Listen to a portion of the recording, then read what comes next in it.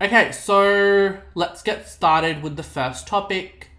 So firstly, we'll be going through matrices. So I have included the key knowledge dot points from the VCA study design, but mainly we will be covering matrix arithmetic. We'll be looking at the inverse of matrices and how to find the determinant, and also the conditions for when a matrix may have a inverse. We'll be looking at the different types of matrices and how we use them throughout this topic. We'll also be using how matrices are used to represent information. We'll be looking at binary and permutation matrices as well as their properties and applications. We'll be looking at communication and dominance matrices and how we analyze those and do calculations. We'll also be looking at transition matrices and using recurrence relationships to sort of predict the future using matrices. And also the new addition to the study design, we'll also be looking at Leslie matrices and how we interpret those. We'll also be looking at the steady or the equilibrium state of a matrix, and we'll also be using transition diagrams to sort of convert them into transition matrices and then use those to do calculations. Okay, so let's get started with matrices. So matrices are essentially just another way of representing information. And that's what we're going to sort of really look at throughout the whole lecture. So when we move on to networks, you'll see that networks are also another way of just representing information. So matrices are usually just rectangular, and they're usually presented, or they usually contain these square brackets with elements inside. So the individual entries in the matrix are called elements. And these elements don't always have to be numbers. They can also be letters, such as this, or they can also be symbols, such as pi. And a matrix is usually arranged in the form of rows and columns. So we'll get to that. So a thing that students often mix up is columns and rows in a matrix. So rows are the horizontal sort of arrangements in the matrix, whereas the columns are the vertical sort of elements. So they go up, down for columns, and rows go horizontally, so they go across. So it's really important to know this when we get to matrix arithmetic. Okay, so because in a matrix we can have a lot of different elements, there needs to be a way to sort of denote the position of certain elements. So for example, if we have a really large matrix and we want to refer to a specific element, because like I said, matrices are just another way of representing information. And if we want to sort of identify certain elements in the matrices, we have a way of sort of denoting the position of an element. So we use a method of denoting their row and column to sort of identify their location.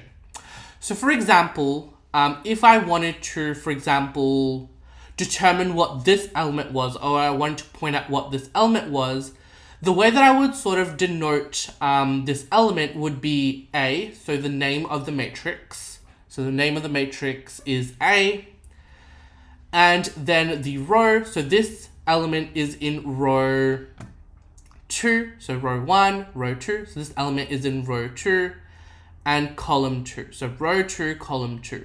So therefore, this element would be A, the row number, which is 2, and the column number, which is 2.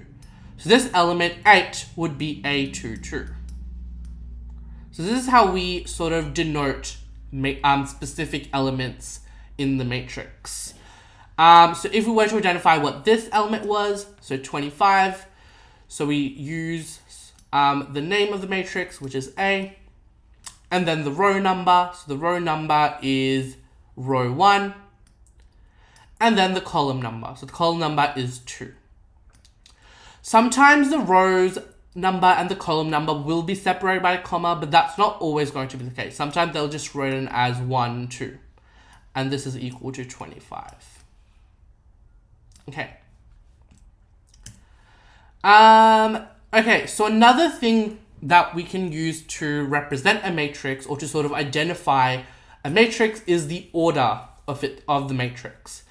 And the order of a matrix is again just a representation of the size of a matrix. And it's usually found by this formula over here. Well, it's not really a formula, but it's the number of rows times the number of columns. So it's not actually a formula. So we don't actually find the number of rows and then we multiply that by the number of columns. This is just the notation. So for example, in this matrix over here, so it's the exact same matrix, if we were asked to find the order of this matrix, all we would need to do is write down the number of rows. So this contains 1, 2 rows, and then multiply that, or well, not multiply that, but it's just a symbol that we use, by the number of columns. So 2 by 2 is the order of this matrix. So the answer is not going to be 4. It's just that we write it in the form 2 times 2 or 2 by 2. And this is just a representation of the size of the matrix. Because if we were to have a really large matrix, that would have a really high order or a really high number of rows and columns. Okay, so here are the different types of matrices that you will encounter throughout VCE. So some of them are important, whereas some of them are not that important. You probably won't see them often. We'll be going through each of these different types of matrices, or most of them, as we go throughout today's lecture. But the important ones are square matrices. So square matrices are essentially having the same number of rows as columns. So a square matrix is essentially a matrix that has the same number of rows as columns. So this one, for example, is 4 by 4 if we were to write its order. And that would be the square matrix. So 3 by 3, 2 by 2, 5 by 5 are all square matrices. Column matrices only have one column. So they can have as many rows as they want, but the number of columns is always going to be 1. So for example, the order of this matrix would be 3 by 1. So only one column. Similarly, a row matrix contains only one row. So it can have as many columns, but it will only contain one row.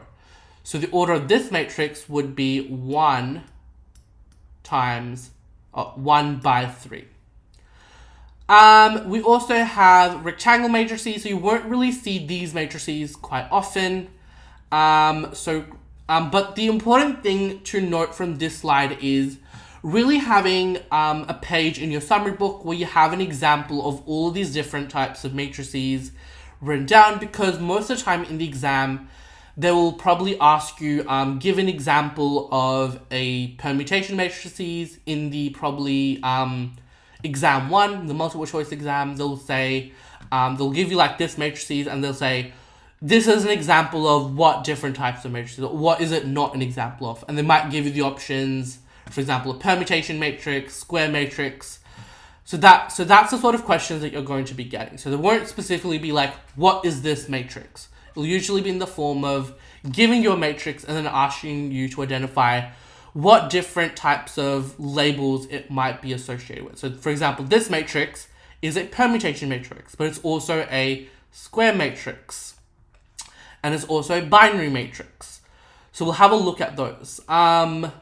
So for example, this matrix, a rectangle matrix, well, it's not a square matrix and it looks like a rectangle, so it might have more rows than columns, or it might have more columns than rows.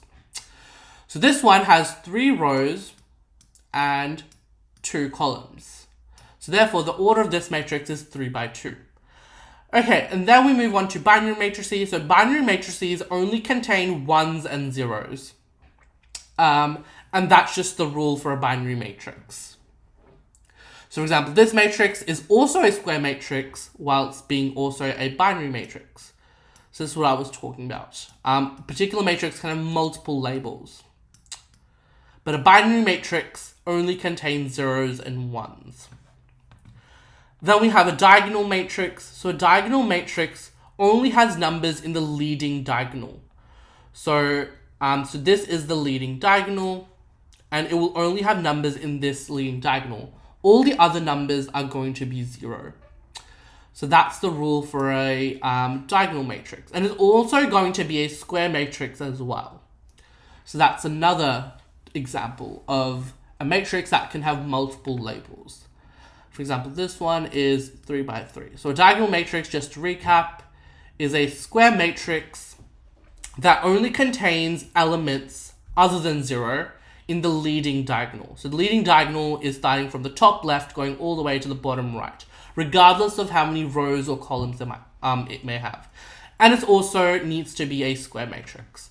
Then we have a 0 matrix, pretty straightforward, it only contains zeros. Then we have an identity matrix. So this matrix is really important when we get into matrix inverses. So an identity matrix is essentially a type of diagonal matrix almost, but it only contains 1s in the leading diagonal and all other numbers are zeros. And it is also a square matrix as well.